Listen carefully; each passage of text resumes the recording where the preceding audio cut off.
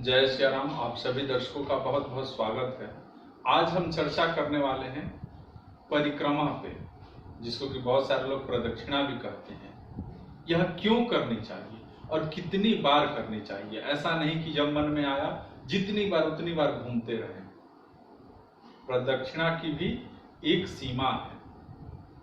सबसे पहले ये जानना जरूरी है, लोग कहते हैं कि घूमना अच्छा नहीं होता है, तो ये जान लें कि प्रदक्षिणा या परिक्रमा क्या है, क्यों करनी चाहिए। ईश्वर पूजा में अगाध श्रद्धा होनी चाहिए, ये आप सब भी जानते हैं। श्रद्धा रहित पूजा अर्चना एवं परिक्रमा सदैव निष्फल होता है, चाहे आप कितना भी कर लें। श्रद्धा का ही चमत्कार था जिसके बल पर श्री गणेश जी ने संपूर्ण ब्रह्मांड को शिव स्वरूप और माता पार्वती को शक्ति रूप मानकर अपने ही माता पिता की परिक्रमा कर भगवान शिव व माता पार्वती के सर्वप्रथम पूजे जाने का आशीर्वाद प्राप्त कर लिया।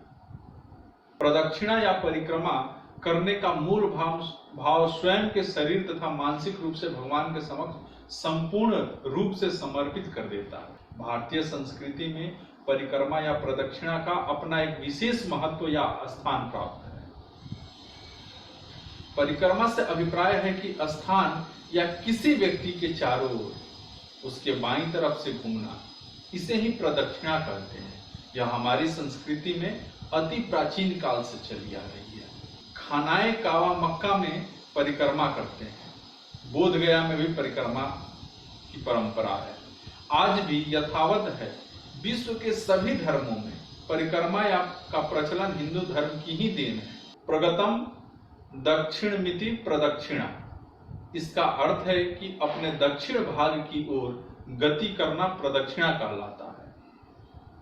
प्रदक्षिणा में व्यक्ति का दाहिना अंग देवता की ओर होता है और इसे ही परिक्रमा या प्रदक्षिणा कहा जाता है। शब्द कल्प द्रुम ने बताया गया है कि देवता को श्रद्धा द्वारा या श्रद्धा आस्था एवं उद्देश्य से दक्षिणावर्ती भ्रमण करना ही प्रदक्षिणा है।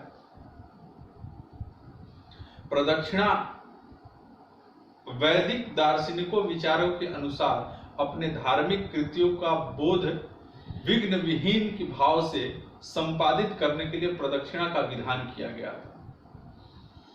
परिक्रमा करने का व्यवहारिक और वैज्ञानिक पक्ष वस्तु और वातावरण में व्याप्त सकारात्मक ऊर्जा से जुड़ा है।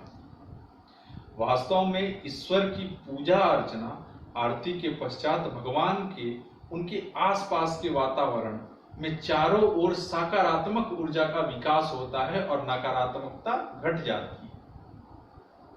इससे हमारे हृदय में पूर्ण आत्मविश्वास का संचार होता है तथा जीवेषणा में वृद्धि हो जाती है। परिक्रमा का धार्मिक पहलू यह है कि इसमें अक्षय पुण्य प्राप्त होता है। जीवन में कष्ट दुख का निवारण हो जाता है, पापों का नाश हो जाता है।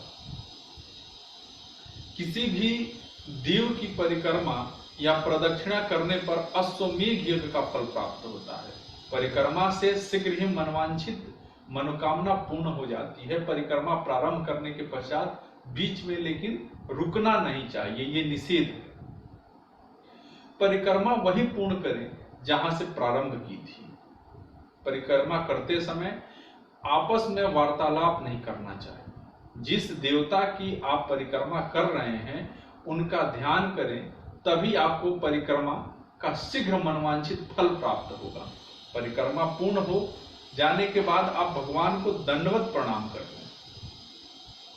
परिक्रमा करते समय देव पीठ को प्रणाम करना चाहिए। परिक्रमा का पूरे ब्रह्मांड के लिए भी विशेष महत्व है। पृथ्वी सूर्य के चारों ओर परिक्रमा करती है, इसलिए ऋतुएं आती जाती है। ब्रह्मांड के अन्य ग्रह भी अपने अपने पथ यानी कक्षा पर परिक्रमा करते हैं और पूरी अवस्था का एक संतुलन बना रहता है। इसी प्रकार देव मंदिरों के दर्शन करने के बाद परिक्रमा का विधान है।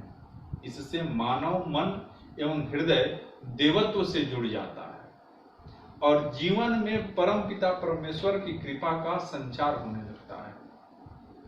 परिक्रमा में मन पवित्र हो जाता है, विकार नष्ट हो जाते हैं। संपूर्ण ब्रह्मांड का प्रत्येक ग्रह नक्षत्र किसी न किसी तारे की परिक्रमा कर रहा है। यह परिक्रमा ही जीवन का शाश्वत सत्य है। व्यक्ति का संपूर्ण जीवन ही एक चक्र है। इस चक्र को आसानी से समझने के लिए परिक्रमा जैसी प्रतीक को निर्मित किया गया है। भगवान में ही सारी सृष्टि समाई है, उनसे ही सब उत्पन्न हुए हैं। हम उन्हीं की परिक्रमा लगाकर यह मान सकते हैं कि हमने संपूर्ण सृष्टि की परिक्रमा कर ली। अब हम समझते हैं कि प्रदक्षिणा या परिक्रमा का एक और रूप कहा जाता है, वो क्या है। प्रायः प्रदक्षिणा या परिक्रमा किसी भी देव मूर्ति के चारों ओर घूमकर की जाती है, लेकिन कभी कभी देव मूर्ति की पीठ दीवार की ओर रहने से प्रदक्षिणा के लिए फेरे लेने की जगह पर्याप्त नहीं होती। हमारे घरों में भी पूजन करते समय देव मूर्ति की स्थापना किसी दीवार के सहारे ही की जाती है। ऐसी दशा में देव मूर्ति के ही समक्ष अर्थात आप जहां खड़े हैं वहीं दाईं तरफ से गोल घूमकर अपने खड़े रहने के स्थान पर भी परिक्रमा कर सकते हैं। ऐसी परिक्रमा का फल भी मंदिर की पूरी तरह से की गई परिक्रमा के बराबर ही होती है। परिक्रमा का एक मंत्र आता है, यानि कानि च पापानि जन्मांतर कृतानि च तानि सवार्णे नश्यन्तु प्रदक्षिणे पदे पदे। इसका तात्पर्य यह है कि हे ईश्वर, हमसे जाने अनजाने में किए गए और जन्मों के भी सारे पाप प्रदक्षिणा के साथ साथ नष्ट हो जाएं। हे ईश्वर, मुझे सद्बुद्धि प्रदान करें। परिक्रमा के साथ हाथ में रखे पुष्प को ईश्वर से क्षमा मांगकर मंत्र पुष्पांजलि मंत्र बोलकर देव मूर्ति को समर्पित कर देना चाहिए। किसी देव मंदिर में अब हमको ये समझ लेना है कि किस देव मंदिर में कितनी परिक्रमा करनी चाहिए। विघ्नहर्ता श्री गणेश जी के 3 परिक्रमा करनी चाहिए, जिससे गणेश जी भक्त को रिद्धि सिद्धि सहित समृद्धि का वर देते हैं। सृष्टि पालन करता भगवान विष्णु सभी सुखों के दाता है, अतः शास्त्रों में उनकी 4 परिक्रमा पर्याप्त मानी गई है। वे इससे प्रसन्न हो जाते हैं। माँ भगवती जो पूरे जगत की जीवन दायिनी शक्ति है, उनके मंदिर में एक परिक्रमा का विधान है। माँ एक परिक्रमा से ही प्रसन्न हो जाती है। ऐसा संक्षिप्त नारद पुराण यानी जो कल्याण का भाग है उसमें आप पढ़ सकते हैं। पवन पुत्र हनुमान जी हर समय पद पद पर अपने भक्तों का विशेष ध्यान रखकर सहायता करते हैं। इनके मंदिर की 3 परिक्रमा करनी चाहिए। इतना करने पर वे प्रसन्न हो जाते हैं और संकट पाप नष्ट हो जाते हैं। सूर्य मंदिर की 7 परिक्रमा करनी चाहिए। इससे तेज बढ़ता है तथा ऊर्जा का संचार होता है। भगवान शिव को थोड़ी प्रार्थना करने पर भी ये प्रसन्न हो जाते हैं, इसलिए इनकी आधी परिक्रमा कही गई है। आधी इसलिए क्योंकि हमारे शास्त्रों में उल्लेख है कि शिवलिंग के पूजन के दौरान भगवान को जो जल अर्पित किया जाता है उसको लांघना नहीं चाहिए। इसलिए भगवान शिव को आधी परिक्रमा करनी चाहिए।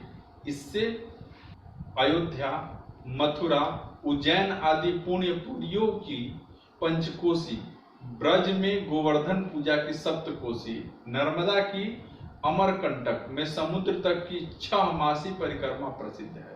वटवृक्ष की परिक्रमा का सौभाग्य सूचक माना गया है।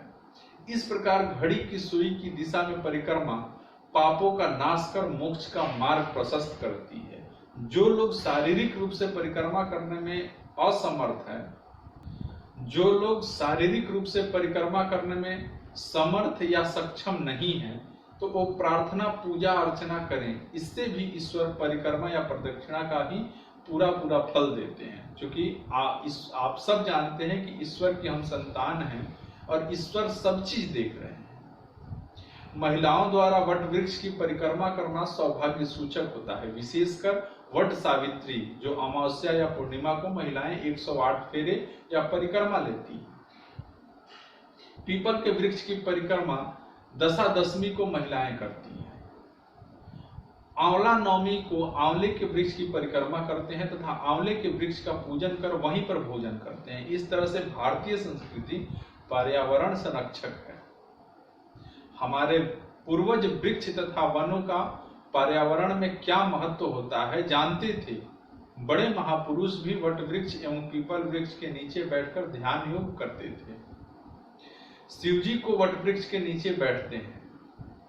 बुद्ध को भी पीपल के नीचे ही ज्ञान प्राप्त हुआ था। हमें अन्य किसी देवता की प्रदक्षिणा ज्ञात न हो तो श्रद्धा पूर्वक 1, 3 या 5 बार प्रदक्षिणा कर लेनी चाहिए। लेकिन आप सब समझ गए होंगे कि प्रदक्षिणा जो है सिर्फ एक कहावत नहीं है, इसका विज्ञान से भी है कि ग्रह नक्षत्र भी प्रदक्षिणा करते हैं किसी न किसी ग्रह के या तारों के। इसलिए आप सब प्रदक्षिणा बिल्कुल कर सकते हैं, इसमें हिचकिचाने की कोई आवश्यकता नहीं है। इसको अशुभ नहीं माना जाता है। आज आप लोग के लिए इतना ही। जय श्री राम।